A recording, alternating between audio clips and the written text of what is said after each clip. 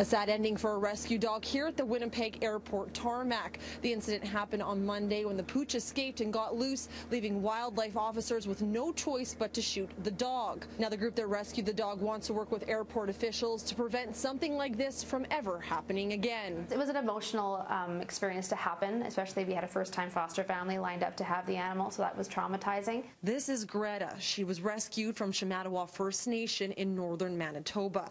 On Monday, she was transferred by Perimeter Aviation to Winnipeg. During the flight, airport crew says the 2-year-old dog chewed her way through her kennel and jumped out of the plane once it landed and the doors opened up. You can empathize with what would be going through their minds of you are a stray dog who is then, approached by a human. You're put into a small little cage, then put onto a vehicle, then put into a plane that flies in the air. And those little planes can bounce around, as we know, and then land. I can only imagine. Winnipeg Richardson International Airport says their wildlife control officers attempted many times to corral Greta on the tarmac, but were unsuccessful in doing so.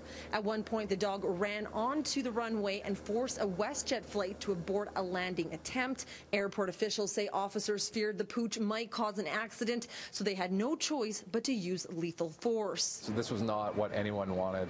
I mean, many of the people here are dog owners themselves. It's not what anyone wanted to have happen. So, what we want to do is we want to review the process and see, is there something different in there that could be done?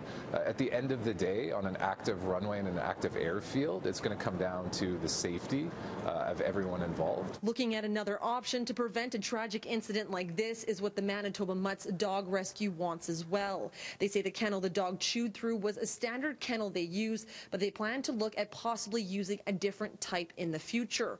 The rescue says it understands the officers had no choice and want to work with airport officials to prevent a similar incident. How they could approach and work with a dog that's in flight mode so that you're able to corral them into a safe place so that you're able to have other options versus what they would have had to have done. The Winnipeg Richardson International Airport says their officers don't have tranquilizers, but it's something they'd be open to. Our understanding with tranquilizer guns is that there's issues with dosage and some of the other aspects, but we're going to take another look at it. It's not something that airports in Canada use, but it's something that we're certainly open, if we're the first to do that or look at that. It's certainly something that we're going to take a look at. City News attempted to reach out to Perimeter Aviation for comment, but did not hear back.